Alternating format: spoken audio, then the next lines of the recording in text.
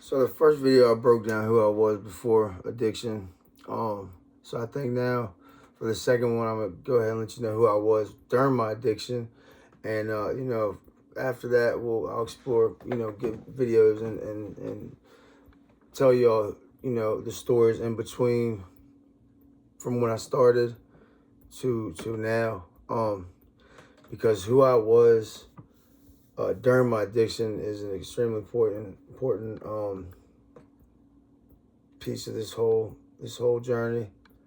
Um, I was a scumbag, man. I was not the worst of the worst, but I was a scumbag. I hurt people that loved me.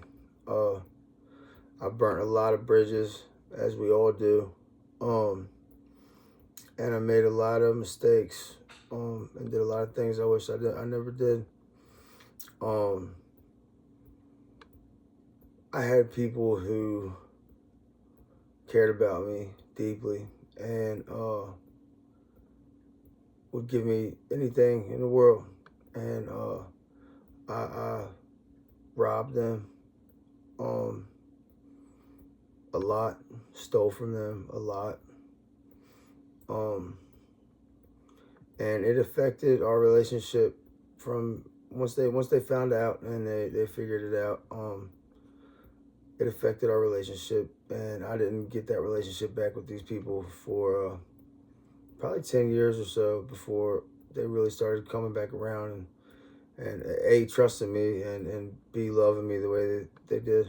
Um, I was someone who go to Home Depot, Lowe's, Walmart, gift cards, anything, tools. I'm stealing them because back then, those were some schemes and stuff, man. Going to Lowe's and Home Depot and stealing, uh, and then did what we did after that. Uh, there was this thing in Florida I did called the white van scam. It started in like Pittsburgh and then came down to I think Miami is where it started. It might be Fort Lauderdale, but we would go around in these white vans with this stereo equipment that the boss had ordered from China for like $200, and I think it was like $200 because that at the end of the day, that's all he needed back was $200. So he probably paid like 100 or something, maybe less. And then our $200 was his profit. Um, but anything we made over $200 was ours, and I was not the best at it because they had like a script. Like salesman goes like off scripts, and they're like, "Oh yeah, we are leaving our job site, and we have these extra things that we didn't use, and we want to sell them to you." And I didn't fucking like that shit, man. I like to go up and be like, "Yo, man, I got these things for sale." Just be like chill, like real with them, not, let them know they're not stolen and stuff, but like just be as real as I could with them. And apparently they didn't like that. They wanted me to stick to the script, so I left that place. And started just stealing shit again. Um, this is in Florida. I moved to South Florida. The first time I ever went to South Florida was in 2011. I was 21. And I went down there for rehab. So if anybody knows about the fucking rehab shuffle and shit like that, you know what I'm talking about. I went down there for rehab. I ended up coming back home to Page County, in Virginia, and I was only here for a little while because I ended up catching the charge, and I dipped the fuck out and went to Florida because my first stay in Florida, I learned about I learned that anybody. Well, okay, hold on. A lot of people down there had connections, and I could get into a rehab or detox quick. And then into a halfway house. So I had housing at all times. First the rehab and or the detox, then the rehab, and then I would hit a halfway house, and then eventually, get an apartment and shit like that. That happened a few times, but I couldn't hold on to the apartments because I was just too busy getting high, man.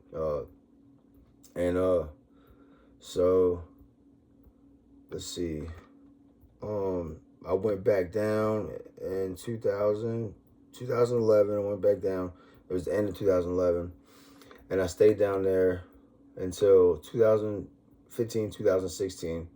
I would come up here periodically and just see I had a daughter, see my daughter, and I had to come up here, grab a car. So I was on a run, so I would come up here, not tell anybody I was here because, you know, the cops would come looking for me. And actually, one time I come up here, and I went out to the Moose Lodge, and we was taking pictures and shit like that. And my buddy had one of our other buddies who works for the sheriff on his Snapchat. Well, he saw, and luckily, I don't know if somebody told me. Somebody might have told me the cops were coming, or somebody said something. So I dipped the fuck out, and then they found out I was going somewhere else. Then I left that spot real quick. So I was always like one step ahead of them, which I always liked and rubbed in their face, because I would go back down to Florida and then call up here to the investigators and be like, you know, you ain't never gonna catch me till I want to be caught. You a fucking pig. And, you know, just taunt the hell out of them. So I was very cocky, very impulsive, didn't fucking think about my next move. I just did it. I'd rob you fucking of everything you had, man. Rob you on the street. I didn't care. I knew people. I'd take your iPhone. I knew people who would buy them, and I guess they could unlock them because I just take them to a plug in Hollywood or something, and they buy them right from me, or fucking down in the hood in Pompano or something, man. And I had plugs all over fucking South Florida, because what they would do is they would, you know, the rehabs would get a halfway house or something, but it'd be smack dab in the middle of a fucking hood. So, you know, it wasn't long before you know, I'm walking in Del Rey one time, and in this neighborhood, and this was kind of like a bad story, because I'm pretty cool, man. I know how to carry myself and know how to conduct myself, especially in like an area like that. Like, you know, there's a certain way you have to carry yourself and walk, or, you know, the people, the locals down there, they ain't gonna take nice to you, man. They don't fuck around. But I was lucky enough to be one of the people who could, you know, hang out with them motherfuckers. But this time I walked up on a guy. He was sitting on, it looked like a Dodge Viper, man. So I knew it was two dudes, and the house wasn't shitty, but it wasn't the best. But there's two fucking nice ass cars outside, so I know what's up, you know. So I walk up and onto the driveway, and the first thing he's like, "Nah, dude, don't come up here, don't come up." I'm like, "Nah, man, I'm cool, you know what I'm saying? I'm just looking, you know, what's good." He's like, "Nah, I'm telling you, don't come up here." And I'm like, "Nah, it's all good." And then he like, you know, pulls up his waistband. He's like, "Don't fuck come up here." I'm like, "All right, dog, I got you." So I, you know, I dipped the fuck out. But that was Del Rey, man. And Del Rey's actually kind of nice. It's not really hood in Del Rey. But you start going down to Pompano and Fort Lauderdale and Miami and Hollywood and stuff, and that's where you run into the hoods and shit, man. And I loved it, man. I loved it. That's who I was, man. Running around when I was in my addiction, man. Running around, fucking boosting shit, and living in the hood, and you know, it was fucking fun. I loved it for my age, you know. And you know, unfortunately, I was a father, but you know, and I regret it. But the mother and I, we didn't get along. And she would like beat on me. You know what I'm saying? Like, the bitch was crazy. So, you know, we just didn't click. And you know, I saw a better life in rehab, and you know, that's what you think. And South Florida is not the place to go get clean. It's just not. You know, it's a place where if you want to do anything but stay clean, you can. It's a place full of scammers, cheaters, fucking boosters, gangsters, fucking, and everything in between, man. It's the real life GTA down there, and I fucking loved it. I spent most of my time though in Fort Lauderdale and Miami. Had a couple of apartments down there. At one point, I was riding around in an Infiniti with some nice wheels on it and shit. It sounded good, 2-door, and it got up and went a little bit. And but I couldn't ever hold on to the money because, you know, you start doing crack and heroin, and you know, you lose your fucking money real quick. I was never homeless. And I never stayed really in motels, but I would stay in hotels, because, fuck a motel, that's shitty. But hotels are nice, At least that's what I was thinking.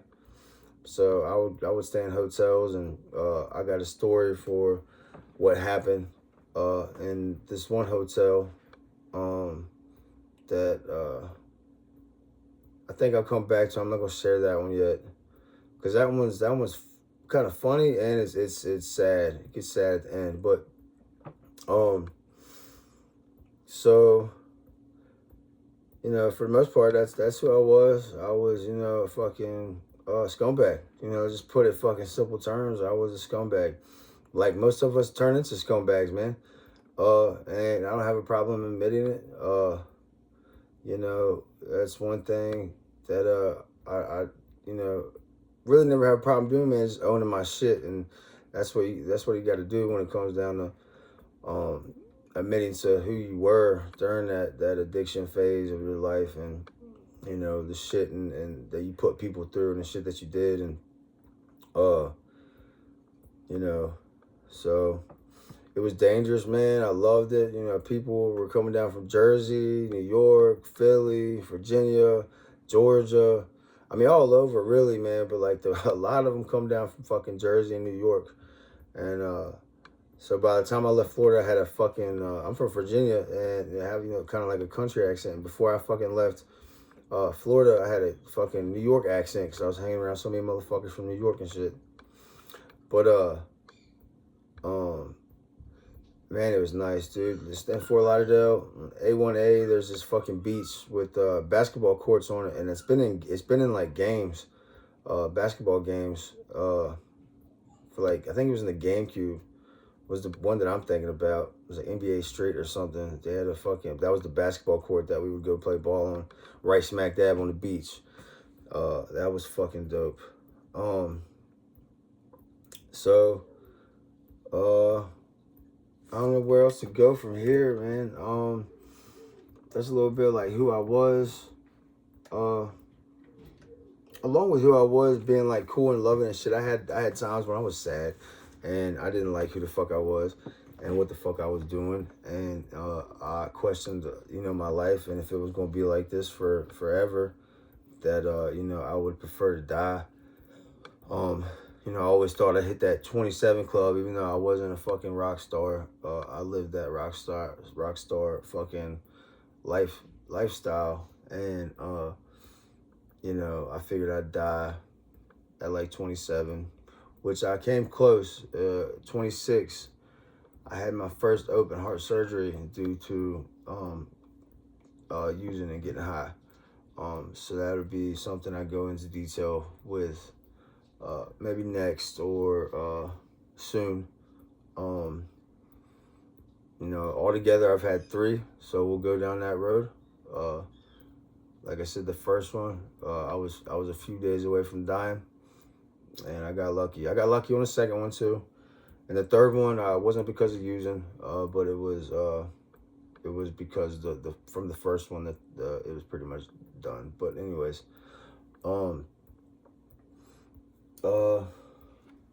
let's see, man. We could talk about. I don't know. I guess I'm on here saying things nobody understands about addiction. And, I could say so many things about that, because a lot of people, the first thing they fucking do is they judge a motherfucker who's addicted or has been in addiction or is in recovery, and, they automatically put them down and shit. And so first thing, we need to address is like, get rid of that stigma that everybody's a piece of shit. Some people, like myself, like my mother, growing up with her, that was shit. But my grandparents, they had money, and, I was spoiled by them, and I was raised around like senators. Like my grandfather would be invited to dinners and stuff where the senators and governors and blah, blah, blah hung out. And, so I was raised around them. So I was a good person. And I, like during, high school, I was very athletic, and I was into sports and popular. So like, I wasn't like what most people think an addict or whatever is, man. And most people aren't, and they just, there's people who are geniuses and had $1 million jobs, $1 million salaries, and they start getting fucked up and they end up on the street, man. So like, first thing we need to do is get rid of that stigma that addicts are like shit and whatever. Some other things that people need to understand is like, while they're in addiction, like they get compulsive, like that compulsive disorder where like if they're thinking about something and they want the drug and they need the drug and the wheels are turning, they're getting that fucking drug because it's like a compulsion. They have to do it. It's not, it's the best way to kind of like look at it is, I want you to put your fucking phone down. Put your phone down, right? And every time you think about your phone, write it down. Say, okay, right here, or remember it, and look at how many times you go to reach for that phone because you think about that phone and you're on that phone all the time. That's what addiction is like, man. It's you can't put it down. You gotta have it. You gotta have it. You gotta have it. There's the compulsion to grab that shit. So like, put your phone down. If you got a problem with all addicts should just be able to quit and yada yada. All right, I want you to just quit your cell phone, put it down, and I don't want you to fuck with it for like 2 days. Not just a day, not just an hour, because I'm sure I could do a fucking hour. You're still gonna think about it, but don't pick that motherfucker up for like 2 days. So that's another thing about addiction. What else could I say? I could tell you a little bit of how I am now. And that's, I'm fucking great, dude. I've never been better. I never planned on getting married. I was not interested in getting married. It was not actually my wife that I'm married to now. I told her at the beginning I did not want to get married. I did not need a piece of paper telling me I'm with somebody, blah, blah, blah. And all that changed when I met my wife, man. She fucking knocked my socks off. And, she is the best fucking woman I've ever known. And she has taught me to be patient. She has taught me to be loving and kind. And she's taught me to trust and to be, a good man. So I'm very proud of where I am today. I don't struggle with anything. I have some demons that I still need to take care of, but that comes with time. Other than that, I have 3 kids, and 2 of them I don't really get to see because the one, my oldest, her mother passed away 4 years ago. Not because of drugs, she drowned. And I was not in a place at all to take her. I had no place for her to sleep. I was living in a house, but I did not have a room for her. So my mother got her, and she's about to be 15, and we're butting heads right at the moment. So I don't get to see her as much as I'd like to. And then I have a 5-year-old daughter that her mother is, okay, one thing I want you to understand about, me real quick is I'm not going to talk shit on nobody unless they really deserve it, man. And so that's just the type of person I am. I just, if you're not a piece of shit, I'm not going to call you a piece of shit, but this woman is a piece of shit. She made me completely forget who I was as a person and made me think I was somebody totally different. I lost myself with, and the reason I stayed with this girl for 2 years was because I was on the run, and she had a basement, and so I played Xbox. She ended up fucking getting pregnant, which, whatever, was not the fucking plan, but she had a basement, and I had an Xbox, and I stayed in that motherfucker. I hid from the cops, and I did not like that bitch at all. I can't stand that fucking bitch. But I had a daughter, and I do love that little girl very much. And I get to see her as much as I can, but it's not as much as I would like to. Me and my wife are still working on, getting a place for all of us to live. But I have a son with my wife. He's 2, and it's the best thing that's ever happened to me, man. With this woman and then me finally having a son. Fucking... wow, I don't even know, like, there's no words to describe how I feel about my little boy and my wife. and where I'm at in life now. A very good spot, and I have a family. I'm married into a family that doesn't only just love me, but or love my wife and their kids. The family loves me too. So I'm very, very happy and grateful for where I'm at, and very humbled from my past and all the shit that I went through. So there's another one. You know, I'm gonna keep pumping them out, and they'll get better. I'm sure I'll get better at it. And you know, please talk to me, engage with me. I'll engage back. I want to, you know, keep this thing going and grow a community of people that just are like, you know, like done with the shit, want to be done with the shit, or just want to talk some shit because you're going through some shit. I'll be here for you. I got a TikTok. I'll put that shit down in I don't know. I don't know what to say, down in the bio or something like that. I'll make sure you guys get the TikTok. So hit the TikTok and shit up, and yeah, I hope to see y'all on my page and shit, man.